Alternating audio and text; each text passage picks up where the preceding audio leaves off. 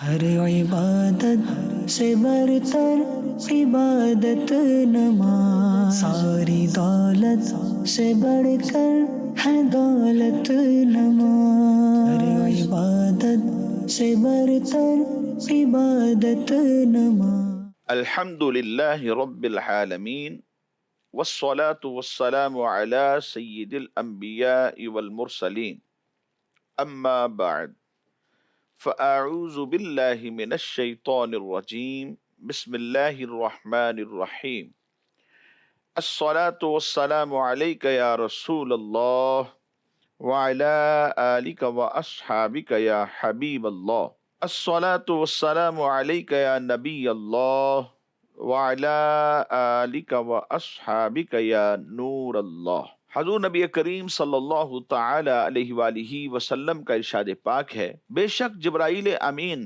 علیہ الصلاۃ والسلام نے مجھے یہ بشارت دی، خوشخبری دی کہ اللہ تبارک و تعالی یہ ارشاد فرماتا ہے، جو آپ صلی اللہ تعالی علیہ وآلہ وسلم پر درود پاک پڑھتا ہے میں اس پر رحمت بھیجتا ہوں، اور جو آپ صلی اللہ تعالی علیہ وآلہ وسلم پر سلام پڑھتا ہے میں اس پر سلامتی بھیجتا ہوں۔ صلو علی الحبیب صلی اللہ تعالی علی محمد صلی اللہ علیہ وسلم۔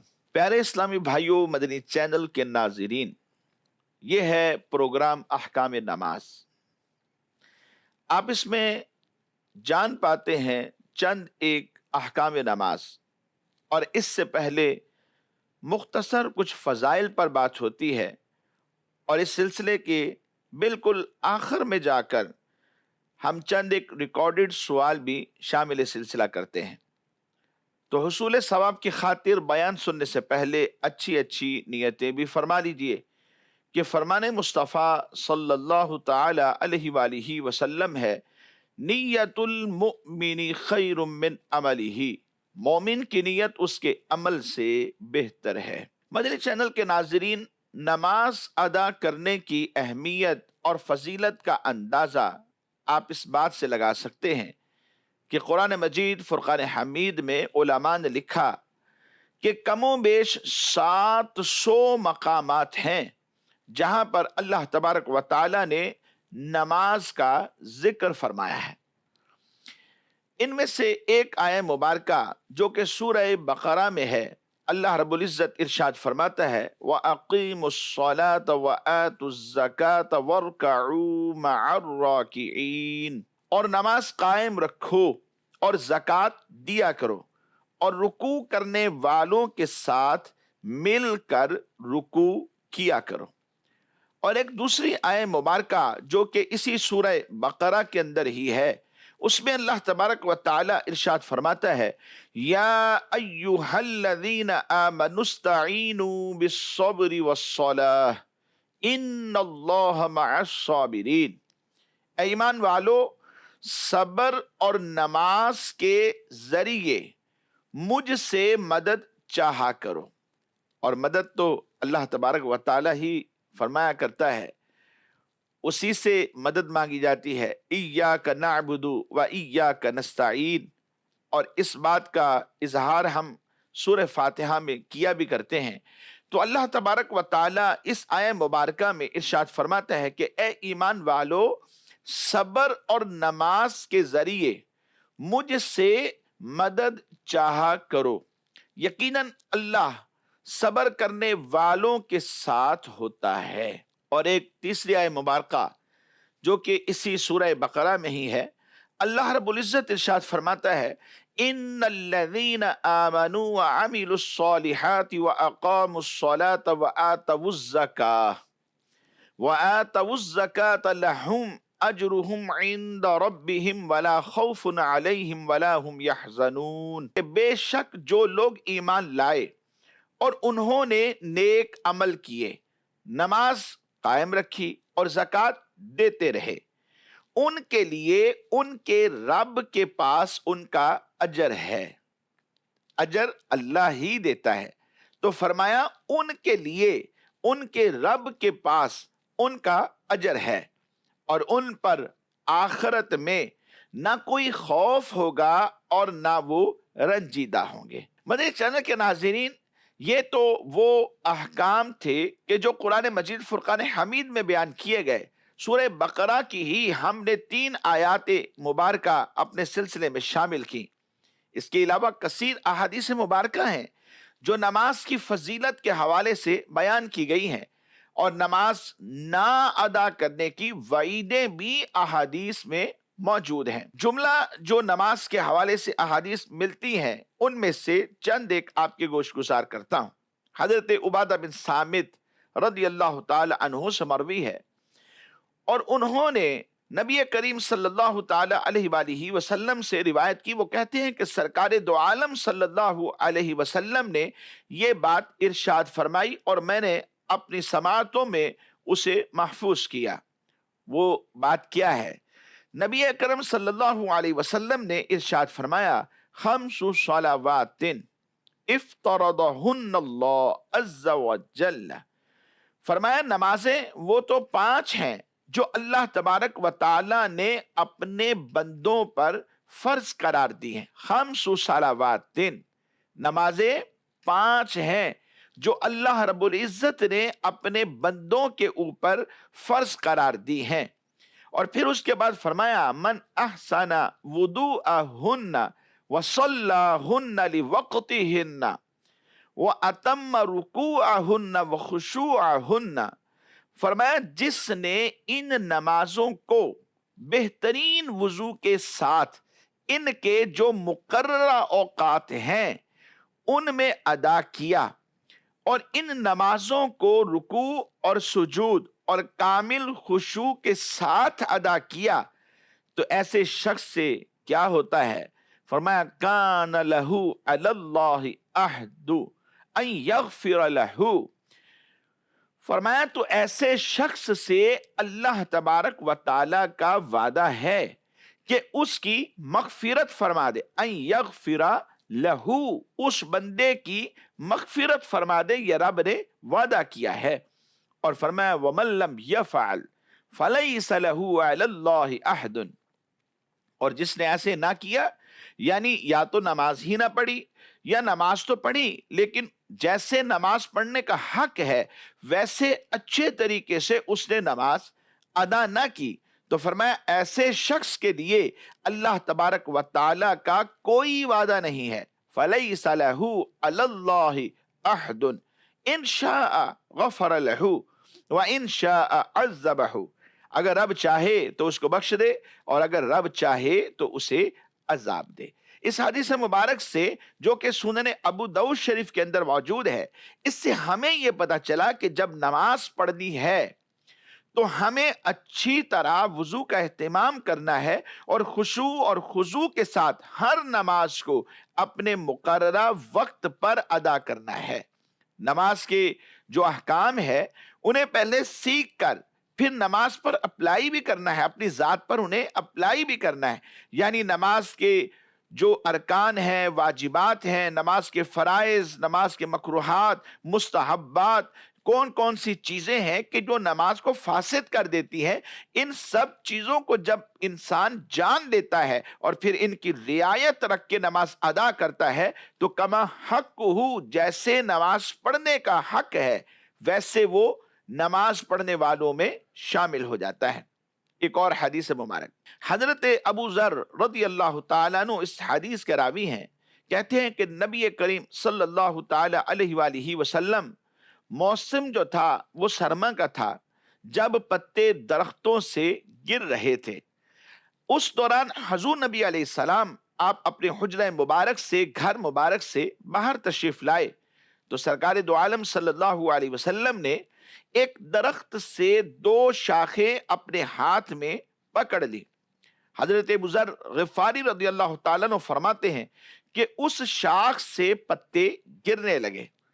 پھر آپ نے کہا کہ نبی کریم صلی اللہ علیہ وسلم نے مجھے پکارا اور فرمایا، اے ابو ذر۔ میں نے عرض کیا، لبیک یا رسول اللہ صلی اللہ علیہ وسلم۔ تو سرکار دو عالم صلی اللہ تعالی علیہ وآلہ وسلم نے فرمایا، مسلمان بندہ جب نماز اس مقصد سے پڑھتا ہے، जी हाँ मदनी चैनल के नाज़रीन, जरा फोकस कीजिए, इस बात को तवज्जो के साथ सुनिए कि हमारा हर काम से कोई ना कोई मकसद तो जरूर होता है। आप मदनी चैनल पर बैठे हैं, आप ये प्रोग्राम, ये सिलसिला देख रहे हैं, तो आपका कोई ना कोई मकसद तो है, ताकि मैं नमाज के अहकाम सीख लूं और नमाज के अहकाम सीख कर फिर अपनी नमाज को दुरुस्त करके उसके अहकाम के मुताबिक अपनी नमाज अदा करूं। ये कितना बड़ा मकसद है। हर काम के साथ हमारा कोई ना कोई मकसद जुड़ा हुआ होता है और फिर उस मकसद को हम टारगेट करते हैं और उसके मुताबिक वो चीज हासिल कर लेते हैं जो हम चाह रहे होते हैं।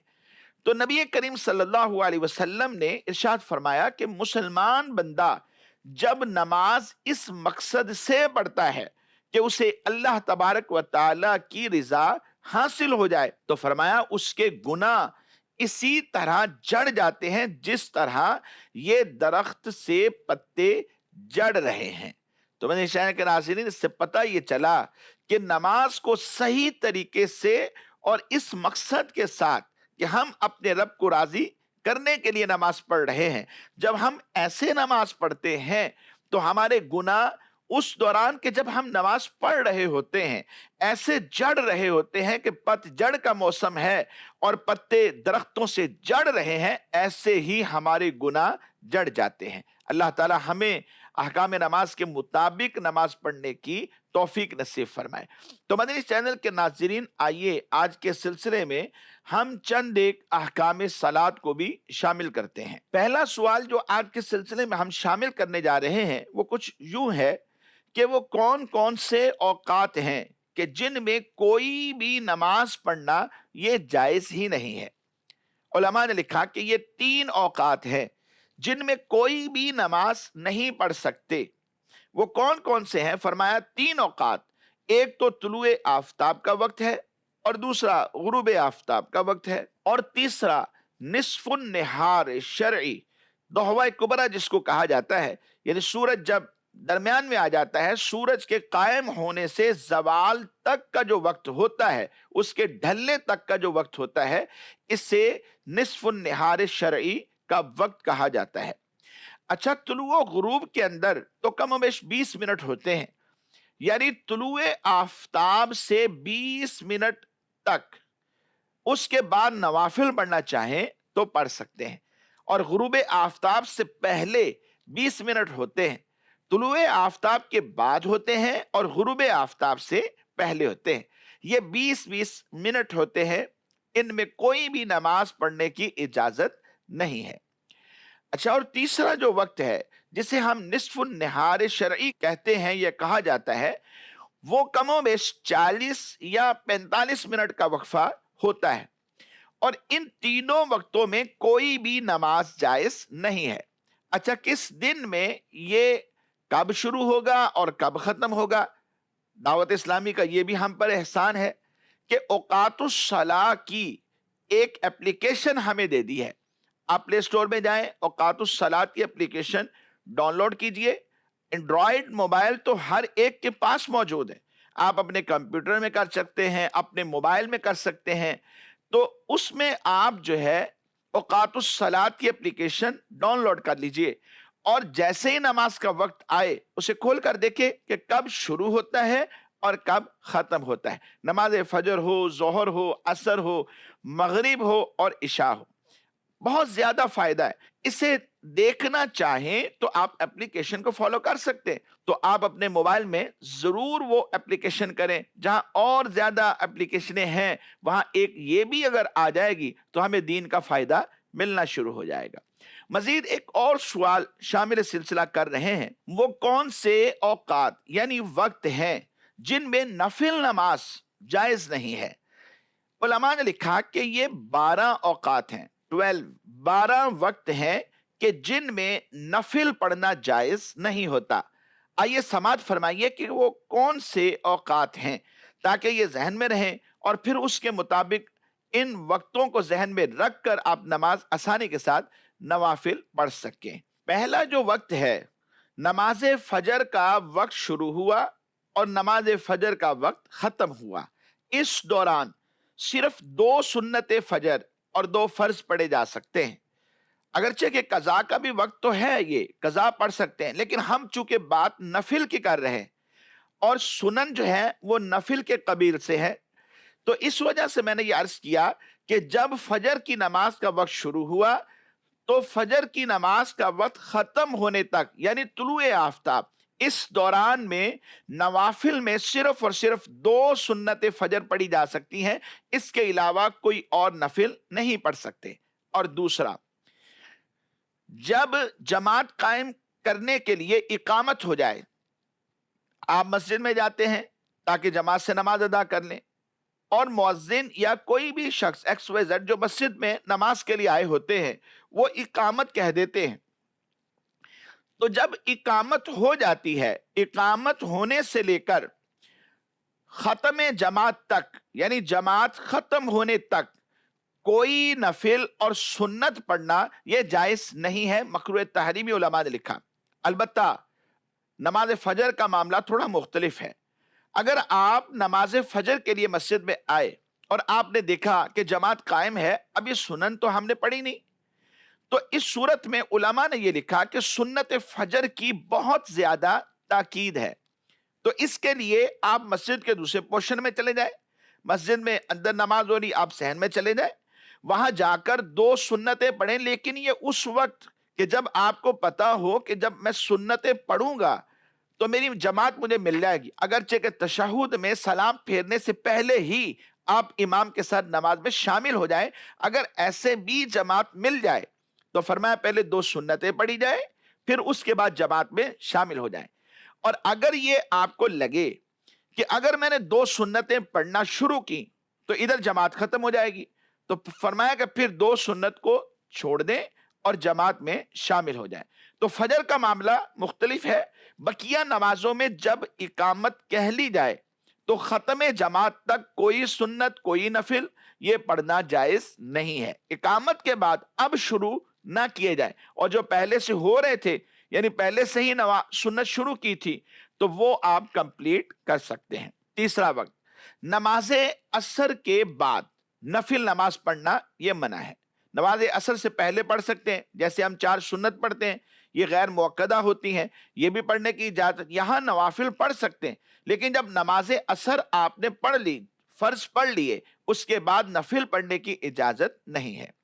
नंबर 4, गुरूब आफ्ताब से फर्ज मगरिब तक, अगरचे के बाद उलमा ने 2 रकत खफीफ का इस्तिस्ना भी किया है, लेकिन बहरहाल गुरूब आफ्ताब से फर्ज मगरिब तक कोई नफिल ना पढ़े जाए। नंबर 5, जब इमाम अपनी जगह से खुतबा जुम्मा के लिए खड़ा हो जाए, मिंबर के साथ ही मेहराब पे खड़े हो गए हैं, अब वो खुतबा पढ़ने लगे, इमाम साहब खड़े हो गए, तो अब कोई भी सुन्नत पढ़ने की इजाजत नहीं। बहुत सारे लोग हैं ऐसे वक्त में आते हैं और सुन्नत शुरू कर देते हैं, हालांकि ऐसा नहीं करना चाहिए। नंबर 6, ऐने खुतबा के वक्त खुतबा हो रहा है, अगरचे पहला है दूसरा है, ये कोई भी खुतबा है, हर नमाज हत्ता के कज़ा भी ऐसे वक्त में जायज नहीं है, मगर साहिब तरतीब जिसकी जिंदगी में कभी नमाज कोई कज़ा है ही नहीं, वो खुतबा जुम्मा के वक्त भी कज़ा पढ़ सकता है, उसे इजाजत, क्योंकि ये साहिब तरतीब है। नंबर 7, नमाज ईद से पहले नफिल मकरू है, खा घर में पढ़े जाए या ईदगाह के अंदर जाके पढ़े जाएं। और नंबर 8, नमाज ईद के बाद भी जबकि ईदगाह या मस्जिद में नफिल पढ़े जाएं, ये मकरू है, मना है। हाँ, घर में जाने के बाद जब आप घर चले जाते हैं वहां अगर पढ़ेंगे तो फिर मकरू नहीं है।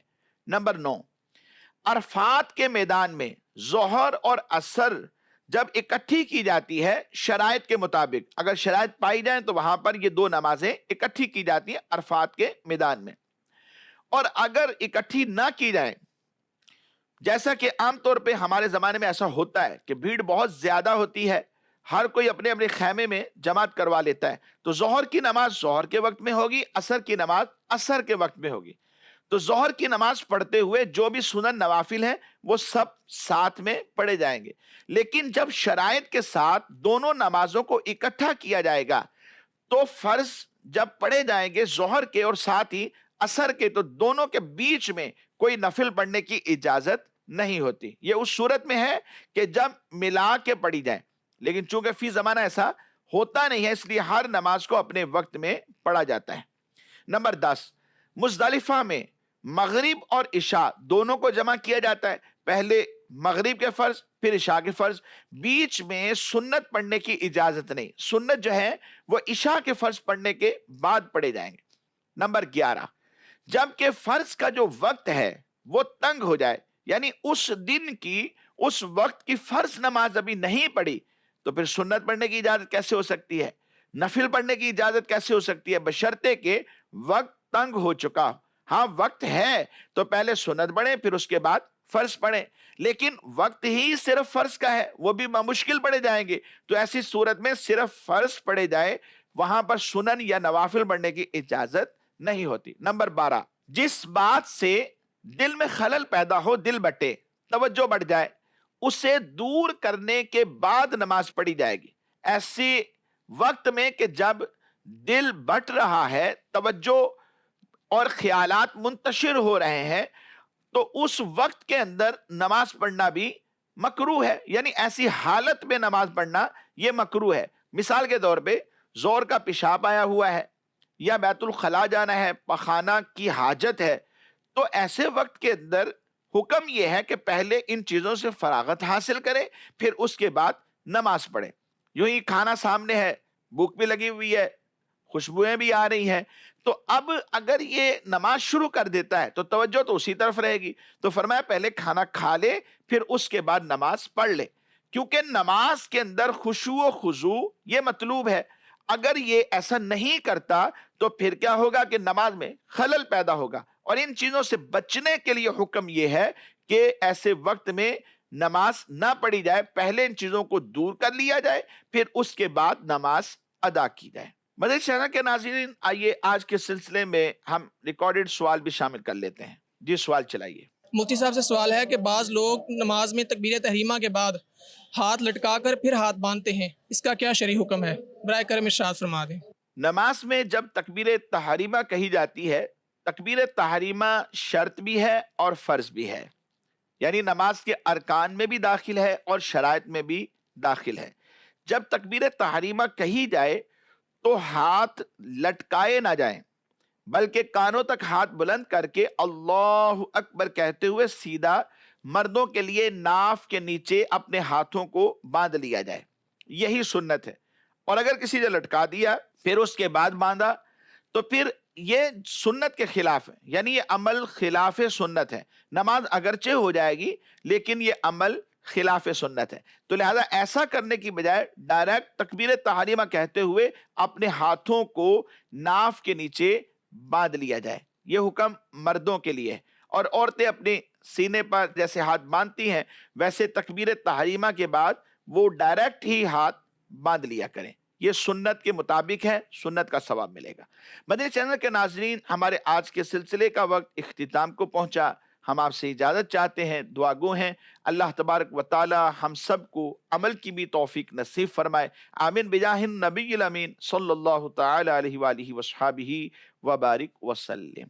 ہر عبادت سے برتر عبادت نماز، ساری دولت سے بڑھ کر ہے دولت نماز. ہر عبادت سے برتر عبادت نماز.